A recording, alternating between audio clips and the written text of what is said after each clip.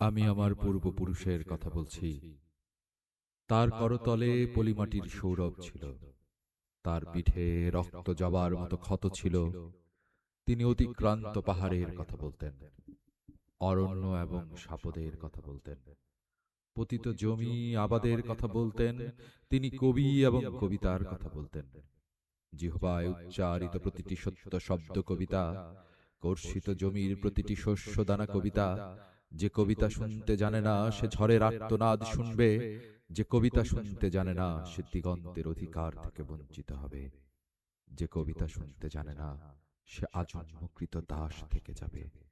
আমি উচ্চারিত সত্যের মতো স্বপ্নের কথা বলছি, উনুনের আগুনে আলোকিত একটি উজ্জ্বল জানালার কথা বলছি। আমি আমার মায়ের কথা বলছি। তিনি বলতেন, প্রবাহমান নদী যে সাঁতার জানে না তাকেও ভাসিয়ে রাখে। যে কবিতা শুনতে জানে না সে নদীতে ভাসতে পারে না। যে কবিতা শুনতে জানে না সে মাছের সঙ্গে খেলা করতে পারে না। যে কবিতা শুনতে জানে না সে মায়ের কোলে শুয়ে গল্প শুনতে পারে না।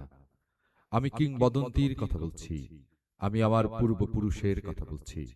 আমি বিচলিত স্নেহের কথা বলছি, গর্ভবতী বোনের মৃত্যুর কথা বলছি। আমি আমার ভালোবাসার কথা বলছি। ভালোবাসা দিলে মা মরে যায়, যুদ্ধ আসে ভালোবেসে, মায়ের ছেলেরা চলে যায়। আমি আমার ভাইয়ের কথা বলছি। যে কবিতা শুনতে জানে না সে সন্তানের জন্য মরতে পারে না। যে কবিতা শুনতে জানে না সে ভালোবেসে যুদ্ধে যেতে পারে না। যে কবিতা শুনতে জানে না সে সূর্যকে হৃৎপিণ্ডে ধরে রাখতে পারে না। আমি কিংবদন্তির কথা বলছি। আমি আমার পূর্বপুরুষের কথা বলছি। তার পিঠে রক্ত জবার মতো ক্ষত ছিল, কারণ তিনি কৃতদাস ছিলেন। আমরা কি তার মতো কবিতার কথা বলতে পারবো? আমরা কি তার মতো স্বাধীনতার কথা বলতে পারবো? তিনি মৃত্তিকার গভীরে কর্ষণের কথা বলতেন, অবগাহিত ক্ষেত্রে পরিচ্ছন্ন বীজ বপনের কথা বলতেন, গাভীর মতো দুগ্ধবতী শস্যের পরিচর্যার কথা বলতেন। তিনি কবি এবং কবিতার কথা বলতেন। যে কর্ষণ করে তার প্রতিটি স্বেদ ও বিন্দু কবিতা, কর্ষিত জমির প্রতিটি শস্য দানা কবিতা। যে কবিতা শুনতে জানে না শস্যহীন প্রান্তর তাকে পরিহাস করবে। যে কবিতা শুনতে জানে না সে মাতৃস্তন্য থেকে বঞ্চিত হবে। যে কবিতা শুনতে জানে না সে আজন্ম ক্ষুধার্ত থেকে যাবে।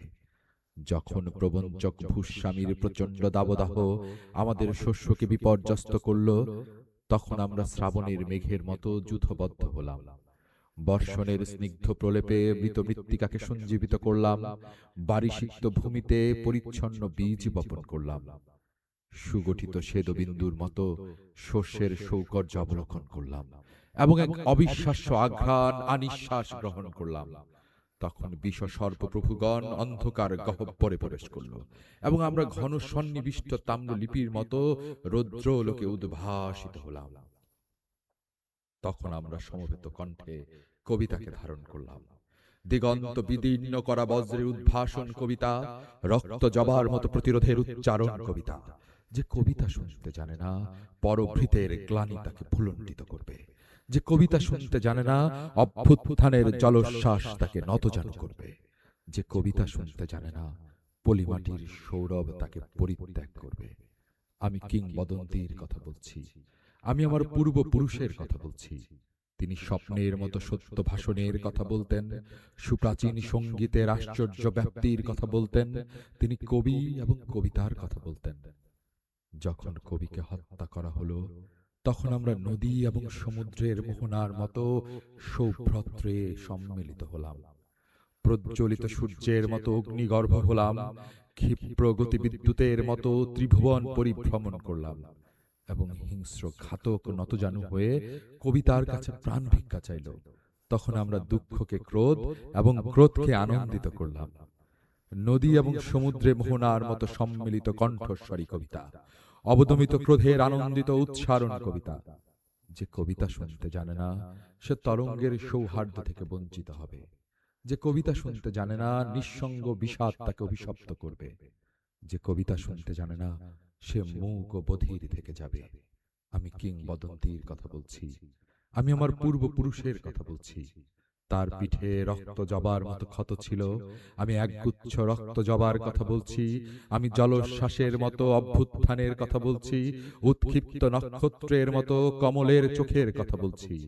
প্রস্ফুটিত পুষ্পের মতো সহস্র ক্ষতের কথা বলছি। আমি নিরুদ্দিষ্ট সন্তানের জননীর কথা বলছি। আমি বহমান মৃত্যু এবং স্বাধীনতার কথা বলছি। যখন রাজশক্তি আমাদের আঘাত করল, তখন আমরা প্রাচীন সঙ্গীতের মতো ঋজু এবং সংহত হলাম। পর্বত শৃঙ্গের মতো মহাকাশকে স্পর্শ করলাম।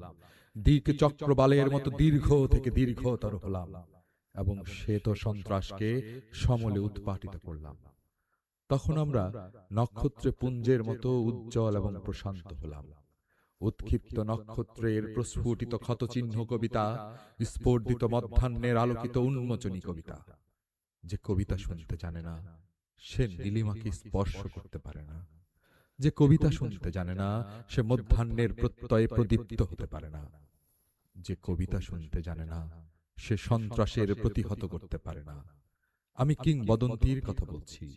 আমি আমার পূর্বপুরুষের কথা বলছি। আমি শ্রমজীবী মানুষের উদ্বেল অভিযাত্রার কথা বলছি। আদিবাস অরণ্যের অনার্য সংহতির কথা বলছি। শৃঙ্খলিত বৃক্ষের ঊর্ধ্বমুখী অহংকারের কথা বলছি। আমি অতীত এবং সমকালের কথা বলছি। শৃঙ্খলিত বৃক্ষের ঊর্ধ্বমুখী অহংকার কবিতা, আদিবাস অরণ্যের অনার্য সংহতি কবিতা। যে কবিতা শুনতে জানে না, যূথভ্রষ্ট বিশৃঙ্খলা তাকে বিপর্যস্ত করবে।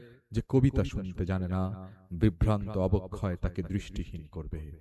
যে কবিতা শুনতে জানে না, সে আজন্মহীন মন্য থেকে যাবে। যখন আমরা নগরীতে প্রবেশ করলাম, তখন চতুর্দিকে ক্ষুধা। নিঃসঙ্গ মৃত্তিকা শস্যহীন, ফলবতী বৃক্ষরাজি নিষ্ফল এবং ভাসমান ভূখণ্ডের মতো ছিন্নমূল মানুষেরা ক্ষুধার্ত।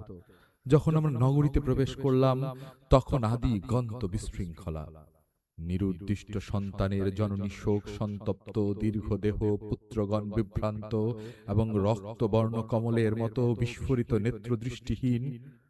তখন আমরা পূর্বপুরুষকে স্মরণ করলাম, প্রমিতামহের বীর গাথা স্মরণ করলাম, আদিবাসী অরণ্য এবং নতজানু সাপদের কথা স্মরণ করলাম।